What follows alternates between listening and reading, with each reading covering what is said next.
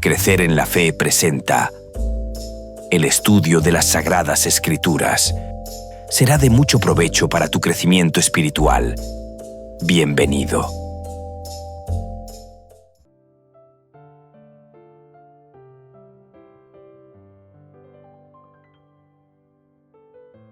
El Evangelio de Juan, al igual que el de Marcos, culmina con un encuentro significativo en Galilea.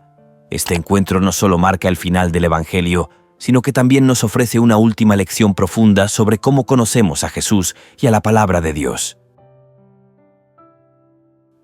El encuentro significativo en Galilea al que se refiere el Evangelio de Juan es el que se describe en Juan capítulo 21, versículos del 1 al 14. Este pasaje relata el momento en que Jesús se aparece a sus discípulos en la orilla del mar de Tiberíades, después de su resurrección.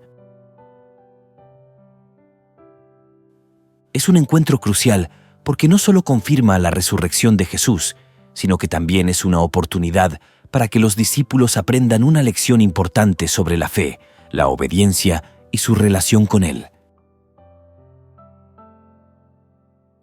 ¿Quiénes participaron en este encuentro? Los discípulos presentes en este evento fueron Pedro, Juan, Santiago, Tomás, Natanael y 2 discípulos más. Ellos se encontraban en el mar de Tiberíades, también conocido como el mar de Galilea, y tras una noche infructuosa de pesca, se encuentran con Jesús en la playa, quien les da instrucciones para una pesca milagrosa. A pesar de haber estado con Jesús durante más de 3 años y de que Él les había anunciado en varias ocasiones lo que sucedería, los discípulos no estaban realmente preparados para los eventos de la crucifixión y la resurrección. ¿Por qué? Porque a pesar de oír sus palabras, no las comprendieron por completo.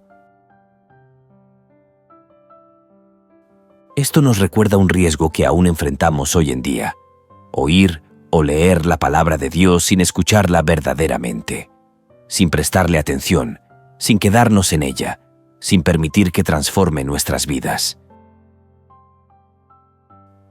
Podemos caer en el error de no aceptar la palabra de Dios como la luz que debe guiar nuestros pensamientos, nuestras decisiones y nuestras acciones. Es algo que muchos cristianos pueden experimentar sin darse cuenta. En este último video sobre el estudio del Evangelio de Juan, profundizaremos en algunos puntos clave que nos ayudarán a ir más allá del conocimiento intelectual de Jesús. Nuestro objetivo es conocerlo más profundamente y permanecer más estrechamente unidos a Él y a su palabra. Porque al final se trata de una relación viva, no solo de aprender, sino de vivir la palabra de Dios, permitiendo que nos transforme y nos guíe cada día. Acompáñanos en este viaje de descubrimiento y transformación a través del Evangelio de Juan. Y este estudio lo haremos mediante los siguientes puntos. Primero, encuentro en Galilea. Segundo, mantener los ojos en Jesús. Tercero, luz y oscuridad. Cuarto, teología desde arriba o desde abajo. Quinto, permanecer en Jesús.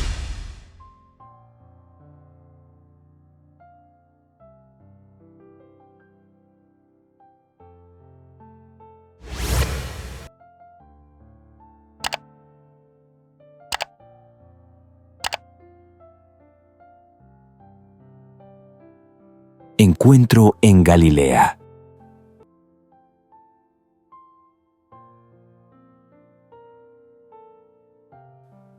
Iniciaremos esta sección del video leyendo un corto resumen del Evangelio de Juan capítulo 21, versículos del 1 al 19. Después de esto, Jesús se apareció a sus discípulos junto al mar de Tiberias. Estaban Simón Pedro, Tomás, Natanael, los hijos de Zebedeo y otros 2 discípulos. Pedro decidió ir a pescar y los demás lo siguieron.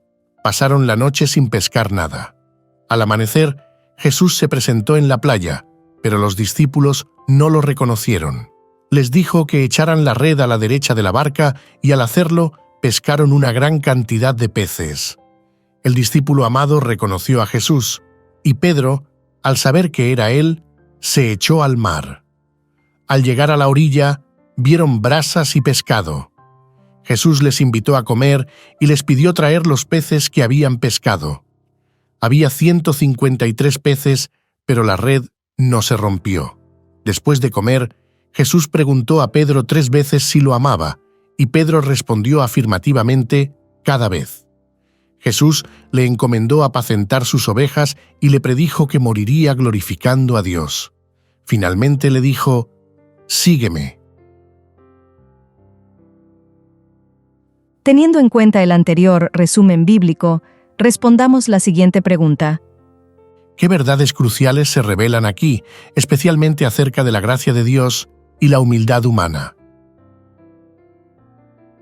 En este pasaje se revelan varias verdades cruciales, especialmente relacionadas con la gracia de Dios y la humildad humana. Veamos las verdades más importantes. La primera verdad crucial es la gracia de Dios en la providencia y la restauración. La segunda trata sobre la humildad humana y la restauración personal. La tercera verdad crucial hace referencia a la obediencia y la humildad como respuesta a la gracia divina. Profundicemos sobre la primera verdad crucial, la gracia de Dios en la providencia y la restauración. Esta verdad es notoria en 2 eventos muy importantes. En la pesca milagrosa, en la presencia de Jesús en el mar de Galilea. Sobre la pesca milagrosa, podemos ver que los discípulos, a pesar de su experiencia como pescadores, no lograron pescar nada durante toda la noche. Esto muestra la limitación humana. Sin embargo, cuando Jesús les indica echar la red a la derecha, la pesca es abundante. Este milagro no solo demuestra el poder de Jesús, sino que también refleja su gracia abundante. Dios, en su gracia y misericordia, provee más allá de lo que los discípulos podían lograr por sí mismos. Ahora, sobre la presencia de Jesús en el mar de Galilea, es de resaltar que Jesús ya había preparado comida para los discípulos, con brasas, pescado y pan. Este gesto de cuidado y provisión subraya el amor de Dios que no solo cubre las necesidades espirituales, sino también las materiales. El amor de Dios manifestado en la gracia y misericordia de Jesús se manifiesta en cómo Él cuida de los suyos, incluso después de su resurrección. Profundicemos sobre la segunda verdad crucial, la humildad humana y la restauración personal. Esta verdad la vamos a analizar desde la perspectiva del apóstol Pedro. Primero, la respuesta de Pedro. Segundo, la restauración de Pedro. Sobre la respuesta de Pedro, podemos decir que, cuando Pedro se da cuenta de que es Jesús quien está en la orilla, se echa al mar y corre hacia él, dejando la barca y la pesca atrás. Este acto refleja una humildad profunda, reconociendo que nada en este mundo, ni siquiera el éxito ni las riquezas materiales, la abundante pesca, puede compararse con estar ante la presencia de Jesús. Pedro, al estar ante el Señor resucitado, busca acercarse a Él sin dudar. Y sobre la restauración de Pedro, podemos ver que Jesús le pregunta a Pedro 3 veces si lo ama. Este es un acto de restauración que contrasta con las 3 negaciones de Pedro durante la pasión de Jesús. La repetición de las preguntas de Jesús no solo señala la humildad de Pedro, quien, tras su caída, responde con sinceridad y arrepentimiento, sino que también refleja la gracia de Dios, que ofrece perdón y una nueva oportunidad. A través de este diálogo, Jesús le encomienda a Pedro el cuidado de sus ovejas, restaurando su propósito y rol en el ministerio. De esta fascinante historia del encuentro de Jesús con sus discípulos en Galilea, podemos concluir lo siguiente. Primero, la humildad es clave para la restauración y el ministerio. Segundo, la obediencia a la dirección de Jesús trae bendición y abundancia. Tercero, el amor a Jesús como base del ministerio. La humildad es clave para la restauración y el ministerio. Pedro, al reconocer su fracaso pasado, responde con humildad a las preguntas de Jesús, utilizando un término de amor más modesto, fileo, en lugar de agapao. El término griego fileo significa amar, pero solo como amigo. Esta humildad es crucial para su restauración y es una cualidad esencial para el ministerio cristiano. La verdadera humildad nos permite poner a Jesús en el centro sin buscar la gloria personal. La obediencia a la dirección de Jesús trae bendición y abundancia. A pesar de su experiencia, los discípulos no lograron pescar nada hasta que siguieron la instrucción de Jesús desde la orilla, lo que resultó en una pesca milagrosa. Esto enseña que, incluso en nuestras propias fuerzas, no podemos lograr nada, pero cuando seguimos la guía de Jesús, experimentamos abundancia y bendición. El amor a Jesús como base del ministerio. Jesús interroga a Pedro 3 veces sobre su amor, un recordatorio de que el verdadero ministerio cristiano se fundamenta en el amor genuino a Jesús. La restauración de Pedro es posible no por sus méritos, sino por su sincero amor, aunque imperfecto, hacia el Maestro. Esto nos recuerda que la motivación para servir a Dios debe ser siempre el amor, no el orgullo ni la autosuficiencia.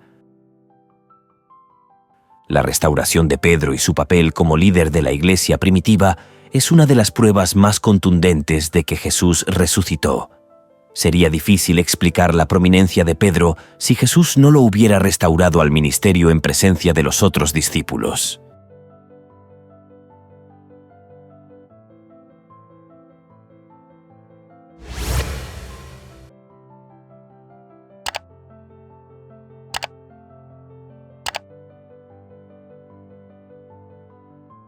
Mantener los ojos en Jesús.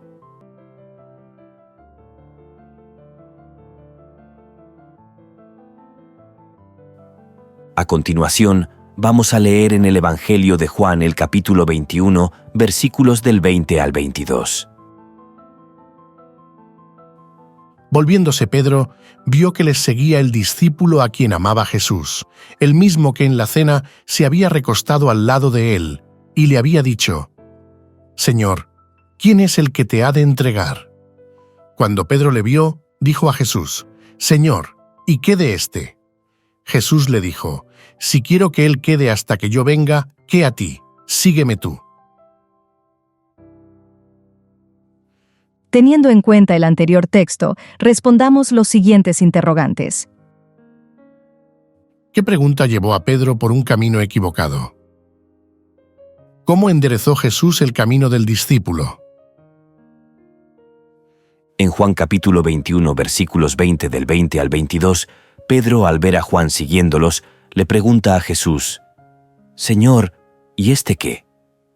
Esta pregunta llevó a Pedro por un camino equivocado, ya que al enfocarse en lo que sucedería con Juan, se desvió de lo que Jesús había dicho específicamente para él. Pedro, en lugar de centrarse en su propio llamado y misión, se distrajo comparándose con el destino de otro discípulo. ¿Cómo enderezó Jesús el camino del discípulo? Jesús corrigió a Pedro con una respuesta clara y directa: «Si quiero que él quede hasta que yo venga, ¿qué a ti? Tú sígueme». Con estas palabras, Jesús le recordó a Pedro que su llamado personal era seguirlo, sin mirar hacia los lados, solo los ojos en Jesús.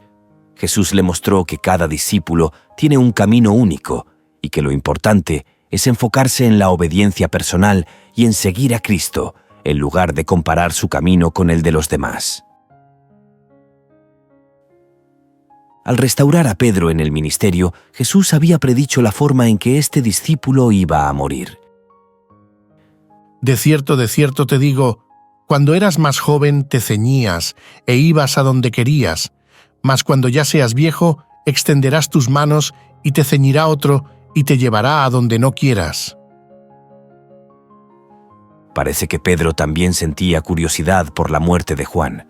Jesús redirige la atención de Pedro hacia la cuestión de seguirlo sin preocuparse por lo que habría de ocurrir con su condiscípulo.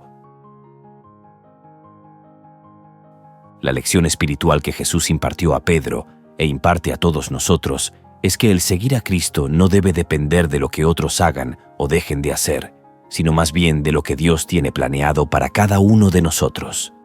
Lo fundamental es que cada uno de nosotros nos enfoquemos en seguir a Jesús, hacer su voluntad y cumplir con el propósito que Él tiene para nuestras vidas. Continuaremos nuestro estudio leyendo el siguiente texto. Este dicho se extendió entonces entre los hermanos que aquel discípulo no moriría. Pero Jesús no le dijo que no moriría, sino, si quiero que él quede hasta que yo venga, ¿qué a ti? Este es el discípulo que da testimonio de estas cosas, y escribió estas cosas, y sabemos que su testimonio es verdadero. Y hay también otras muchas cosas que hizo Jesús, las cuales si se escribieran una por una, pienso que ni aun en el mundo cabrían los libros que se habrían de escribir. Amén. Teniendo en cuenta el anterior pasaje bíblico, respondamos las siguientes preguntas. ¿Cómo se malinterpretó la declaración de Jesús? ¿Cómo corrigió el apóstol Juan ese malentendido? En este pasaje del Evangelio de Juan, se nos presenta una malinterpretación de las palabras de Jesús, seguida de una corrección por parte del apóstol Juan. Respondamos la primera pregunta. ¿Cómo se malinterpretó la declaración de Jesús? La declaración de Jesús a Pedro, si quiero que él quede hasta que yo venga, ¿qué a ti? Tú sígueme, fue malinterpretada por algunos de los discípulos. Pensaron que Jesús había dicho que Juan no moriría antes de su regreso. La frase «hasta que yo venga» fue entendida erróneamente como una promesa de que Juan viviría hasta la segunda venida de Cristo, lo que generó un malentendido sobre el destino de Juan. Respondamos la segunda pregunta. ¿Cómo corrigió el apóstol Juan ese malentendido? A medida que pasaba el tiempo y Juan se acercaba cada vez más a la muerte sin que Cristo volviera, aquello podía convertirse en una crisis. Juan corrige esta idea equivocada, indicando que las palabras de Jesús habían sido una expresión de deseo, no una profecía acerca de lo que ocurriría. Es decir, Juan mismo corrige este malentendido, aclarando que Jesús no dijo que Juan no moriría. Juan escribe: Pero Jesús no le dijo que no moriría, sino, si quiero que él quede hasta que yo venga, ¿qué a ti? Con esta aclaración, Juan explica que la declaración de Jesús se refería a un caso hipotético y no a una predicción literal sobre su vida o muerte. De esta manera, el apóstol subraya que cada discípulo tiene su propio camino y que la preocupación por el destino de los demás no debe desviar la atención del propósito personal de seguir a Cristo. El malentendido se basó en una interpretación literal incorrecta de las palabras de Jesús. Juan, al corregirlo, señala que las palabras de Jesús no debían tomarse como una promesa sobre su vida, sino como una invitación a centrarse en el seguimiento personal de Cristo. Esta sección nos deja la siguiente lección espiritual. No debemos compararnos con el camino de otros en nuestra vida espiritual.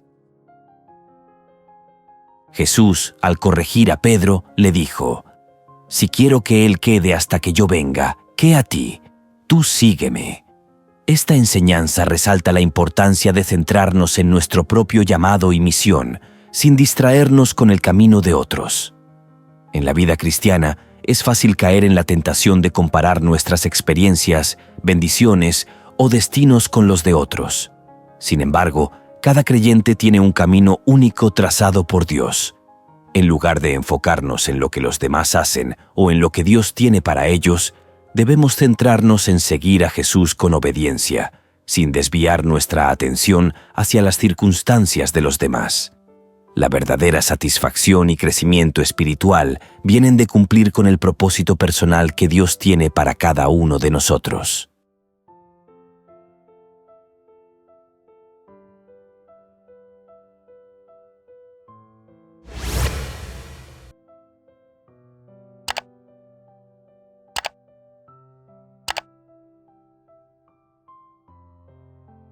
luz y oscuridad.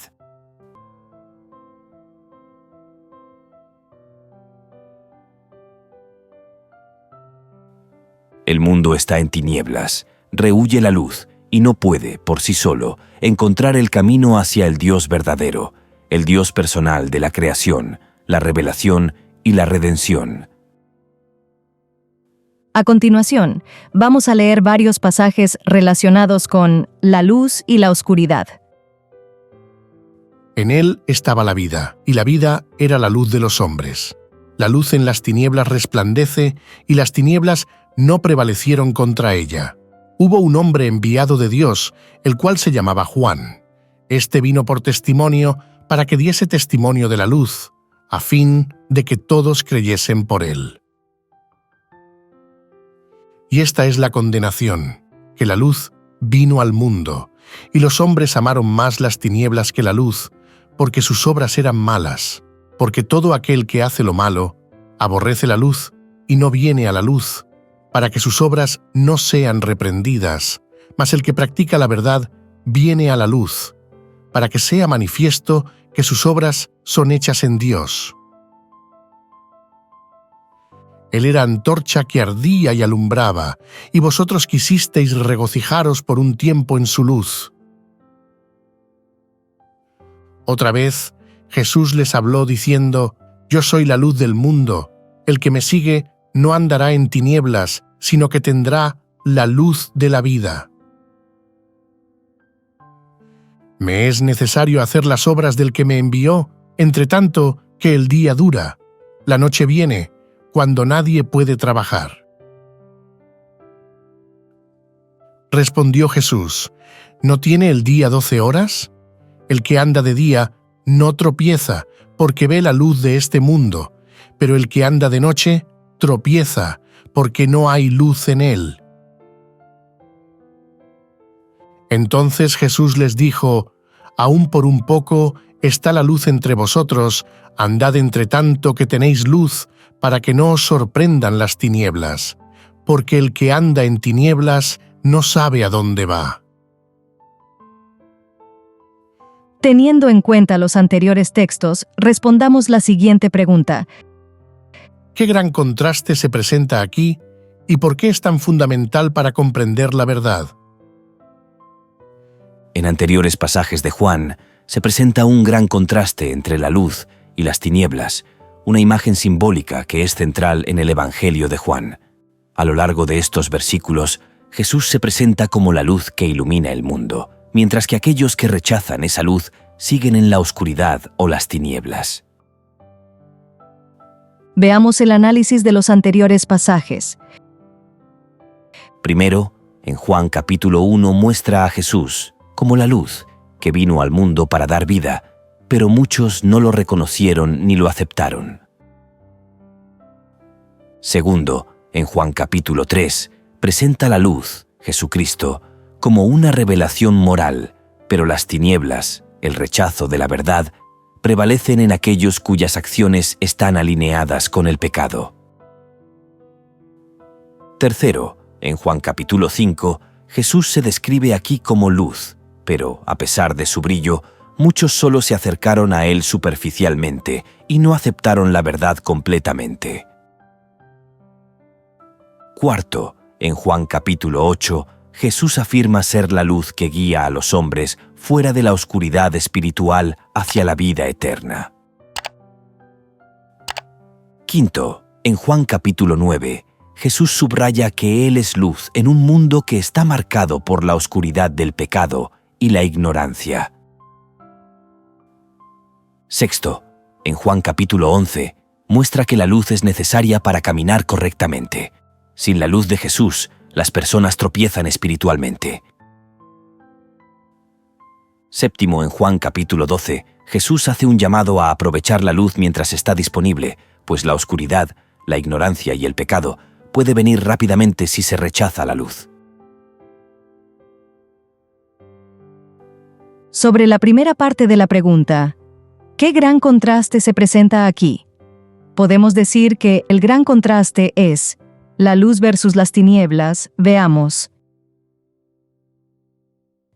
El gran contraste que se presenta aquí es entre la luz, que representa a Jesús, la verdad, la vida y la revelación divina, y las tinieblas, que representan a Satanás, la ignorancia, el pecado, el rechazo de Dios y la muerte espiritual. La luz es una revelación de la verdad de Dios y trae vida, claridad y dirección. Jesús, al ser la luz, revela el camino a la salvación, mostrando cómo vivir de acuerdo con la voluntad divina. Las tinieblas, en cambio, representan todo lo que se opone a esa revelación.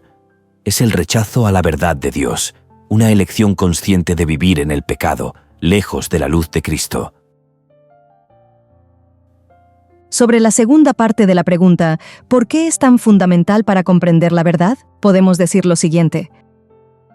Este contraste es crucial para comprender la verdad, la cual establece que no hay neutralidad en la vida espiritual. O estamos en la luz de Cristo, aceptando su revelación y viviendo según su voluntad, o estamos en las tinieblas, con Satanás rechazando la verdad y permaneciendo en la ignorancia espiritual. Esta gran verdad abarca dos aspectos. Primero, el llamado a elegir. Segundo, la realidad de la condenación. El llamado a elegir. Jesús nos invita a salir de las tinieblas y entrar en su luz. Al hacerlo, se nos revela la verdadera naturaleza de Dios, la salvación y el propósito de nuestra vida. Este contraste nos desafía a tomar una decisión consciente, aceptar a Cristo como la luz o continuar viviendo en la oscuridad del pecado y la muerte espiritual. La realidad de la condenación. La luz no solo revela la verdad, sino que también expone el pecado. Aquellos que rechazan la luz se condenan a sí mismos, porque prefieren las tinieblas. Comprender este contraste nos ayuda a ver la gravedad de rechazar a Jesús y la necesidad urgente de recibir su luz para ser salvos. Leamos Juan capítulo 1, versículo 18. A Dios nadie le vio jamás. El unigénito Hijo, que está en el seno del Padre, Él le ha dado a conocer. Juan dice que solo Jesucristo dio a conocer al Padre. El verbo conocer proviene del término griego exegeomai, que significa interpretar, explicar, exponer. Juan presenta a Jesús como el mensajero celestial, el que da a conocer a Dios, fuente de toda luz y verdad. Solo a través de Jesús podemos conocer verdaderamente a Dios. Ahora vamos a leer el siguiente pasaje. Jesús entonces les dijo: «Si vuestro Padre fuese Dios, ciertamente me amaríais, porque yo de Dios he salido y he venido, pues no he venido de mí mismo, sino que Él me envió. ¿Por qué no entendéis mi lenguaje? ¿Por qué no podéis escuchar mi palabra? Vosotros sois de vuestro padre el diablo, y los deseos de vuestro padre queréis hacer. Él ha sido homicida desde el principio, y no ha permanecido en la verdad, porque no hay verdad en él. Cuando habla mentira, de suyo habla, porque es mentiroso y padre de mentira». Teniendo en cuenta el anterior texto, respondamos: ¿Cómo describe Jesús el falso fundamento sobre el que los líderes religiosos de Israel habían basado su fe? Jesús describe el falso fundamento de la fe de los líderes religiosos de Israel como uno basado en su descendencia física de Abraham y su orgullo, en lugar de en una relación genuina con Dios. Jesús los acusa de ser hijos del diablo, pues sus acciones reflejan mentiras y violencia, no la verdad de Dios. Los que no están en la verdad interpretan los textos desde su perspectiva humana. Debemos aceptar que Cristo es la luz y seguirlo al interpretar su palabra. Si no nos rendimos en fe y obediencia a Dios, podemos caer en el error de interpretar la palabra de Dios según nuestros propios deseos y perspectivas, lo cual es más común de lo que pensamos.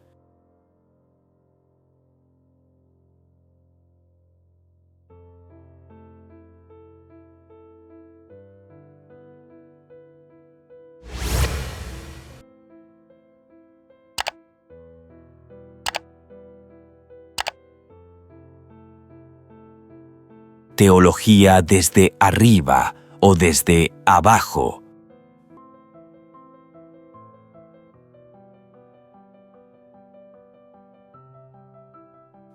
Esta sección la iniciaremos leyendo una fascinante historia bíblica. Vino, pues, Jesús otra vez a Caná de Galilea, donde había convertido el agua en vino. Y había en Capernaum un oficial del rey, cuyo hijo estaba enfermo. Este, cuando oyó que Jesús había llegado de Judea a Galilea, vino a él y le rogó que descendiese y sanase a su hijo, que estaba a punto de morir. Entonces Jesús le dijo: «Si no viereis señales y prodigios, no creeréis». El oficial del rey le dijo: «Señor, desciende antes que mi hijo muera». Jesús le dijo: «Ve, tu hijo vive». Y el hombre creyó la palabra que Jesús le dijo y se fue.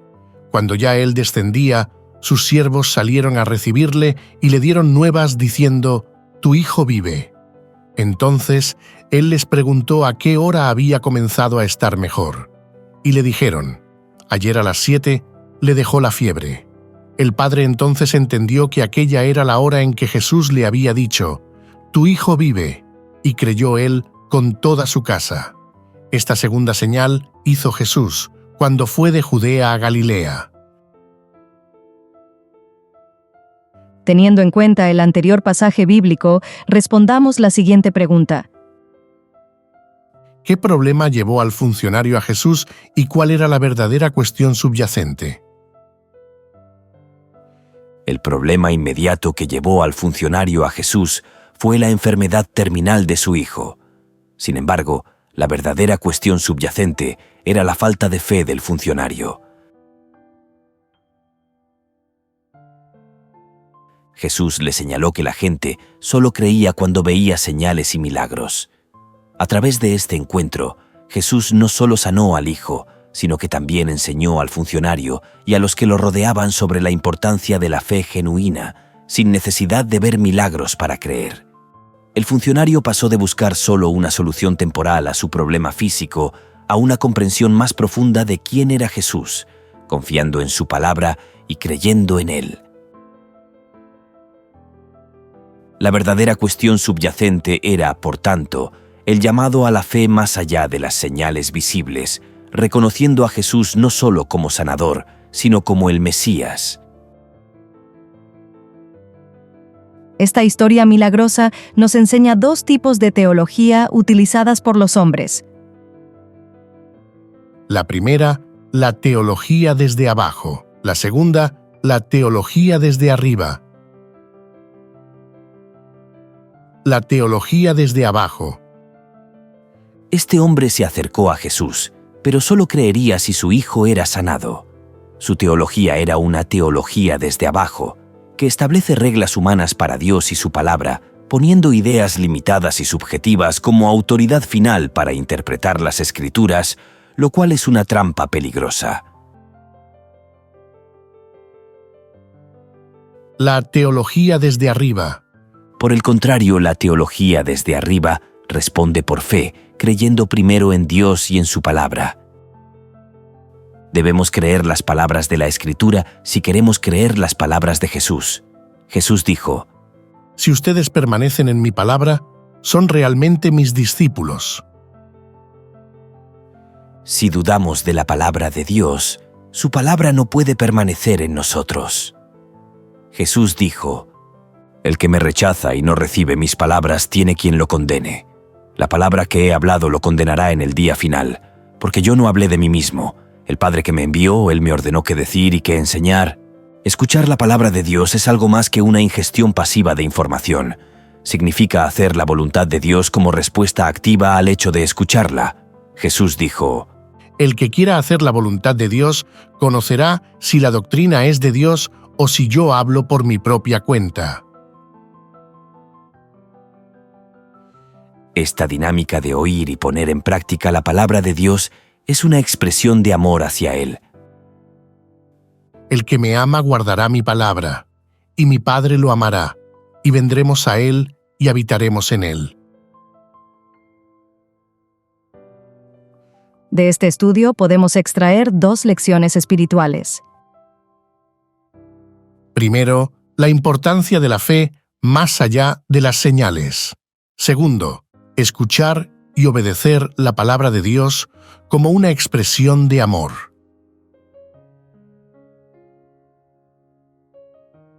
Sobre la primera lección, la importancia de la fe más allá de las señales, podemos resaltar lo siguiente. El funcionario buscó a Jesús debido a la enfermedad grave de su hijo, pero la verdadera lección que se extrae de este encuentro es la necesidad de una fe que no dependa únicamente de los milagros visibles o de señales físicas. Jesús señaló que muchas personas solo creen cuando ven prodigios y milagros, pero el llamado de Jesús es a creer en su palabra incluso cuando no vemos resultados inmediatos o tangibles. Los cristianos somos desafiados a una fe madura que confíe en Dios y en sus promesas, independientemente de si experimentamos señales sobrenaturales. La fe no debe ser solo una respuesta a lo que vemos, sino una confianza plena en el carácter de Dios y en su palabra, que es verdad eterna. En tiempos de incertidumbre o dificultad, siempre debemos aprender a confiar en las promesas de Dios y su palabra, aun cuando no haya señales evidentes de que algo está cambiando en su vida. La fe genuina no depende de lo que vemos, sino de lo que Dios ha dicho. En cuanto a la segunda lección espiritual, escuchar y obedecer la palabra de Dios como una expresión de amor, podemos decir lo siguiente. Jesús destacó la relación directa entre escuchar su palabra y obedecerla. Para nosotros, escuchar la palabra de Dios no debe ser una simple recepción de información, sino una acción activa de obedecer y poner en práctica lo que Dios ha revelado. El amor por Dios se demuestra a través de la obediencia a su palabra. Al igual que el funcionario creyó la palabra de Jesús y vio su hijo sanado, nosotros debemos tomar las palabras de Jesús como autoridad para nuestras vidas, dejando que guíen nuestro comportamiento y decisiones diarias. Si te estás gustando este video, no olvides darle me gusta, dejar tus comentarios y sugerencias. Tu opinión es importante. La verdadera señal de amor y fe en Cristo es vivir según su palabra. No se trata solo de escuchar los sermones o leer las Escrituras, sino de permitir que transformen nuestra vida diaria a través de la obediencia activa. Esto implica hacer la voluntad de Dios en todas las áreas de nuestra vida, desde nuestras relaciones hasta nuestras decisiones personales.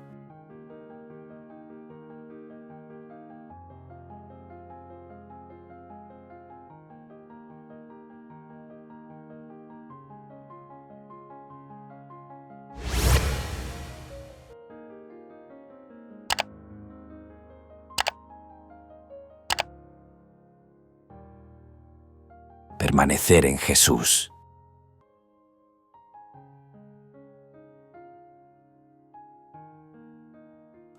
Como hemos visto a lo largo del estudio del Evangelio de Juan, este Evangelio nos atrae hacia Jesús, pero solo si estamos dispuestos a conocer a Dios y a hacer su voluntad. A lo largo de su Evangelio, las personas que se encuentran con Jesús aceptan la luz y crecen o la rechazan y quedan ciegas. Nicodemo, la mujer junto al pozo, el funcionario, el hombre del estanque de Betesda, los 5,000 alimentados con unos pocos panes y peces, los hermanos de Jesús, los líderes religiosos, el ciego de nacimiento, María y Marta, Pilato, todos se encontraron con Jesús y tomaron decisiones acerca de la verdad y la luz que él traía. A continuación, vamos a leer Juan capítulo 12, versículo 32. Y yo, si fuere levantado de la tierra, a todos atraeré a mí mismo. Teniendo en cuenta el anterior texto, respondamos el siguiente interrogante. ¿De qué manera describe esta sorprendente afirmación la autoridad de Jesucristo? En Juan capítulo 12, versículo 32, Jesús dice: Y yo, si fuere levantado de la tierra, a todos atraeré a mí mismo. Esta afirmación sorprendente describe la autoridad de Jesucristo de 3 maneras clave. La primera, autoridad universal, y redentora. La segunda, autoridad sobre la muerte y el pecado. La tercera, autoridad divina que trasciende el tiempo. Autoridad universal y redentora. Jesús señala que su muerte, cuando fuere levantado de la tierra, es decir, crucificado, tendrá un impacto que va más allá de un evento local o limitado. Él afirma que su sacrificio en la cruz atraerá a todos hacia él, lo que subraya su autoridad sobre todas las personas, sin importar su cultura, origen o circunstancias. Jesús no está hablando solo de un grupo específico, sino de toda la humanidad, mostrando que su obra redentora tiene un alcance global y eterno. Autoridad sobre la muerte y el pecado. Al hablar de ser levantado, Jesús también hace referencia a su resurrección, que demuestra su autoridad sobre la muerte y el pecado. Su muerte no sería un fin, sino el medio por el cual ganaría la victoria sobre el mal y traería la salvación a los creyentes. En este contexto, su crucifixión es vista como la acción que le otorga autoridad para atraer a los seres humanos hacia él y ofrecerles la vida eterna. Autoridad divina que trasciende el tiempo. Jesús está afirmando que, a través de su sacrificio, Él tiene el poder de atraer a todos los seres humanos a lo largo del tiempo, no solo en su presente. Esta afirmación demuestra que su autoridad es divina, ya que puede atraer a las personas a Él no solo en el momento de su muerte, sino a través de la historia, a través del testimonio de su resurrección y el mensaje del Evangelio. Terminaremos nuestro estudio respondiendo un interrogante basado en Juan, capítulo 15, versículos 1 al 11. ¿Cuál es el secreto del crecimiento y la salud espiritual? Jesús utiliza la metáfora de la vid y los sarmientos para enseñar sobre la relación vital que los creyentes deben tener con Él para experimentar un crecimiento y salud espiritual. El secreto, según este pasaje, radica en permanecer conectados a Jesús. Él es la palabra de Dios, el pan de vida, la luz del mundo, la puerta de las ovejas, el buen pastor, la resurrección y la vida, el camino, la verdad y la vida, y la vid verdadera. A continuación se desglosan los elementos clave que revelan este secreto de permanecer conectados a Jesús. Primero, permanecer en Cristo. Segundo, la dependencia total de Cristo. Tercero, la obediencia a los mandamientos de Jesús. Cuarto, el fruto espiritual. Permanecer en Cristo. Jesús enfatiza que el secreto para dar fruto y tener una vida espiritual fructífera es permanecer en Él, como el sarmiento permanece en la vid. Esto implica una relación continua y estrecha con Jesús, siendo alimentados y sostenidos por Él. Sin esta conexión, los creyentes no pueden producir nada de valor espiritual. La dependencia total de Cristo. Jesús subraya que la vida cristiana depende completamente de Él. El crecimiento espiritual no es algo que los creyentes puedan lograr por su cuenta, sino que es el resultado de una conexión vital con Cristo. La obediencia a los mandamientos de Jesús. Jesús también menciona que permanecer en su amor está vinculado a guardar sus mandamientos. La obediencia a su palabra es clave para mantener una relación de intimidad con Él y experimentar su amor transformador. La obediencia no es solo una acción externa, sino una respuesta de amor a lo que Él ha hecho por nosotros. El fruto espiritual. Jesús señala que el propósito de dar fruto es glorificar a Dios. En esto es glorificado mi Padre, en que llevéis mucho fruto. El fruto no solo es la evidencia de una vida transformada, sino también una forma de glorificar a Dios. Este fruto puede incluir el carácter cristiano, la obediencia a la voluntad de Dios y la propagación del Evangelio a otros. El anterior estudio nos deja las siguientes lecciones espirituales. Nos enfocaremos en el pasaje en el que Jesús se presenta como la vid verdadera y sus seguidores como las ramas. A través de esta metáfora, Jesús enseña lecciones espirituales profundas que podemos aplicar a nuestra vida diaria. A continuación, extraigo 3 lecciones clave. La primera, la importancia de permanecer en Cristo. La segunda, la disciplina de Dios para purificar nuestras vidas. La tercera, el amor de Cristo como base para nuestra obediencia.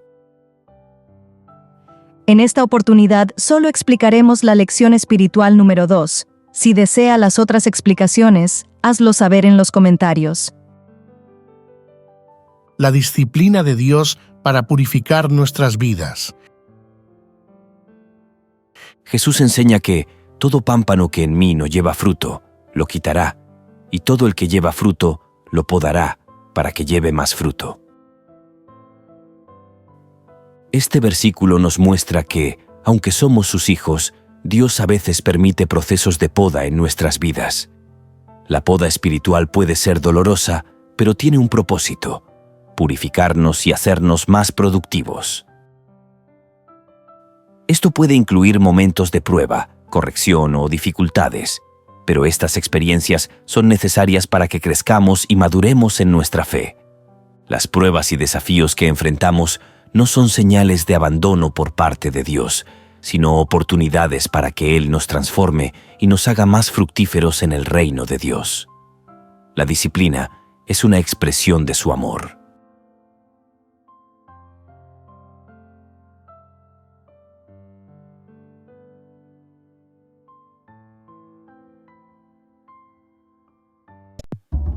Crecer en la fe les invita y les motiva a seguir estudiando las Sagradas Escrituras a través de este material. Y recuerde suscribirte a nuestro canal, comentar, compartir, activar la campanita y darle like.